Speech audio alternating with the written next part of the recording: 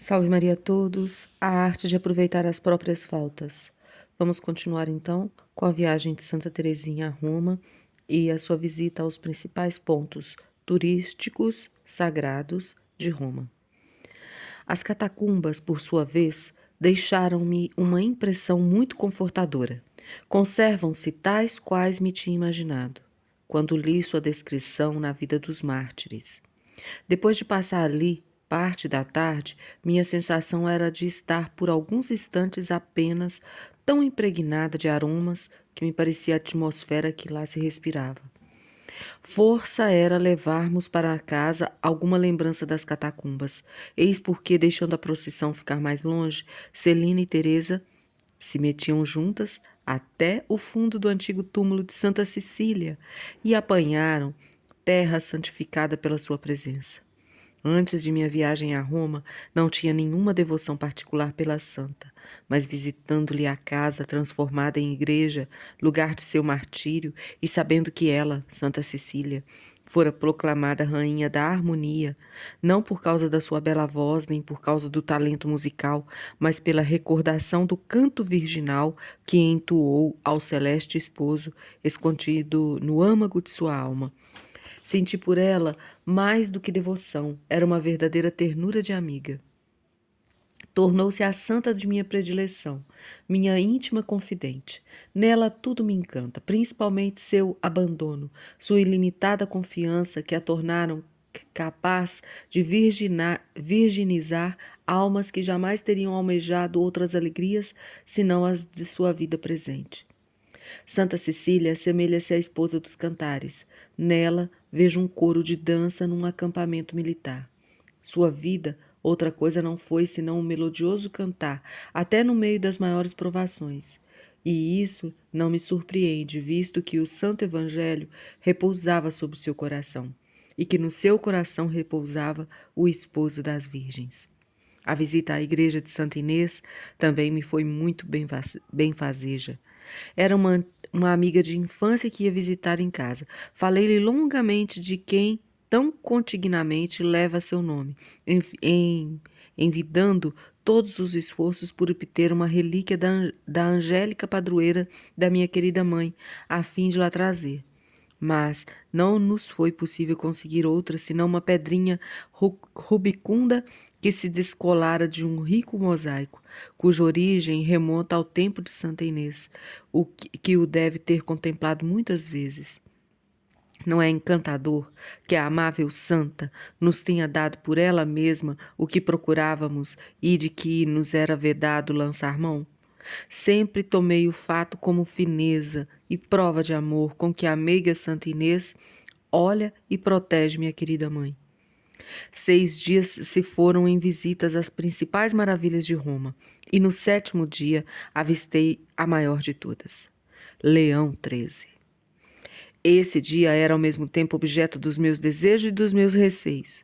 Dele dependia minha vocação, pois não chegara a resposta que me devia vir do bispo, do senhor bispo, e por carta vossa, minha mãe, ficara sabendo que já não estava muito propenso a meu favor. Por consequente, minha única tábua de salvação era a permissão do Santo Padre. Mas, para conseguir, seria mister impetrá-la, seria necessário ter a coragem de falar ao Papa diante de todo o mundo, e tal pensamento me fazia tremer. O que padecia antes da audiência, só o bom Deus o sabe, e também minha querida Celina. Nunca esquecerei a parte que tomou em todas as minhas provações. Parecia que minha vocação se identificava com a dela. Nosso amor recíproco era notado pelos sacerdotes da peregrinação. Uma noite, encontrando-nos em um grupo tão numeroso que havia falta de cadeiras, Celina tomou-me sobre os joelhos e nos entreolhávamos tão gentilmente que um sacerdote exclamou: "Como elas se estimam!" Oh, as duas irmãs nunca poderão separar-se. Sim, nós nos amávamos. No entanto, nossa afeição era tão pura e tão vigorosa que o pensamento de separação não nos conturbava, por sentirmos que nada, nem sequer o oceano, nos poderia distanciar uma da outra. Celina via com tranquilidade de espírito meu barquinho atracar na praia do Carmelo e resignava-se a demorar o tempo que Deus quisesse no tempestuoso mar deste mundo, certa de chegar por sua vez até a margem, objeto dos nossos desejos. Domingo, dia 20 de novembro, depois de nos termos trajado de acordo com o cerimonial do Vaticano, isto é, de preto, com mantilha de rendas para cobrir a cabeça e adornada com um medalhão de Leão XIII pendente de uma fita azul e branca, fizemos nossa entrada no Vaticano na capela do Soberano Pontífice. Às 8 horas, tivemos profunda emoção quando o vimos entrar para a celebração da Santa Missa. Depois de abençoar os inúmeros peregrinos reunidos em torno de si, subiu os degraus do sagrado altar e mostrou-nos, por sua piedade digna do vigário de Cristo, que era realmente o Santo Padre. Meu coração batia com veemência e minhas orações eram muito ardentes, no momento que Jesus descia entre as mãos do seu pontífice. Estava, todavia, cheia de confiança. O evangelho do dia continha as fascinantes palavras: não temais, pequeno rebanho, porque foi do agrado do meu Pai dar-vos o reino.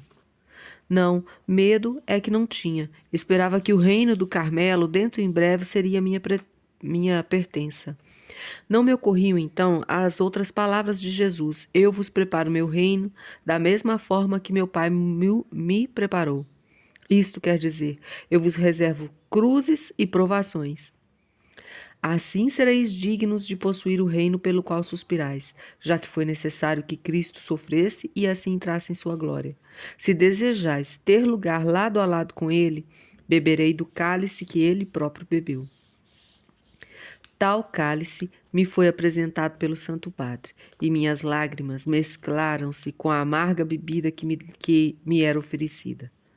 Depois da missa de ação de graças que se seguiu à de sua santidade, começou a audiência. Estava Leão XIII sentado numa grande poltrona. Só um minuto. Envergava simplesmente uma batina branca, uma mursa da mesma cor e apenas o solidéu na cabeça. Em seu redor achavam-se cardeais, arcebispos, bispos, mas divisei-os só de modo geral, por estar toda atenta ao Santo Padre. Passamos diante dele em procissão. Cada peregrino ajoelhava-se por sua vez, beijava o pé e a mão de Leão XIII, recebia sua bênção e, por etiqueta, 2 guardas nobres lhe davam um toque, indicando-lhe assim que se levantasse. Ao peregrino, pois, me exprimo tão mal, podendo-se julgar que a referência era ao Papa. Antes de entrar no recinto pontifício, estava bem decidida a falar, mas senti minha coragem esmorecer quando avistei Monsenhor Reverone, à direita do Santo Padre. Quase que no mesmo instante nos comunicaram, de sua parte, que proibia de falar a Leão XIII, senão a audiência se prolongaria por demais. Virei-me para minha querida Celina, a fim de pedir sua opinião. Fala, disse-me ela. Daí a pouco estava eu aos pés do Santo Padre. Depois de que lhe beijei o pé, ele estendeu-me a mão, mas em vez de beijá-la, juntei às minhas e, erguendo para o seu rosto os olhos marejados de lágrimas, bradei: Santíssimo Padre, tenho que vos pedir uma grande graça. Então o soberano pontífice curvou a fronte para mim, de sorte que meu rosto quase tocava no seu, e vi seus olhos negros e fundos fixar-se em mim, querendo, ao que parecia, penetrar até o fundo da minha alma. Santíssimo Padre, disse-lhe, em honra de vosso jubileu, dai-me a permissão de entrar para o Carmelo aos 15 anos de idade. A emoção certamente fizera minha voz tremer. Por isso, voltando-se para Monsenhor Reverone, que, entre surpreso e descontente, me fitava, disse o Santo Padre: não estou entendendo muito bem. Tivesse o bom Deus permitido, fácil seria a Monsenhor Reverone alcançar-me o que eu desejava, mas era a cruz e não consolo que ele, o bom Deus, queria dar-me. Santíssimo Padre, respondeu o vigário-geral, é uma criança que deseja entrar para o Carmelo aos 15 anos de idade, mas os superiores examinam a questão no momento. Pois então, minha filha, tornou a falar o Santo Padre, olhando para mim com bondade, fazei o que os superiores vos disserem. Apoiando-me então com as mãos em seus joelhos, tentei um derradeiro esforço e falei com voz suplicante: Ó Santíssimo Padre, se vós disserdes que sim, todo o mundo certamente o quererá de boa vontade. Ele fitou-me com firmeza e proferiu estas palavras, acentuando cada sílaba: vamos lá, entrarei se o bom Deus o quiser.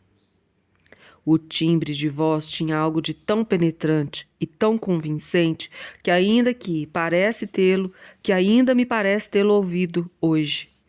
Animada com a bondade do Santo Padre, queria continuar a falar, mas os 2 guardas nobres deram-me um toque delicadamente para que me levantasse. Vendo que não adiantava, tomaram-me pelos braços e Monsenhor Reverone ajudou-os a erguer-me, pois eu continuava ainda com as mãos juntas apoiadas nos joelhos de Leão XIII, e foi a força que me arrancaram de seus pés.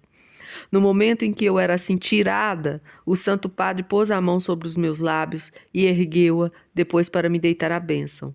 Então meus olhos encheram-se de lágrimas e Monsenhor Reverone teve a oportunidade de contemplar pelo menos tantos diamantes quantos tinha visto em Baueche.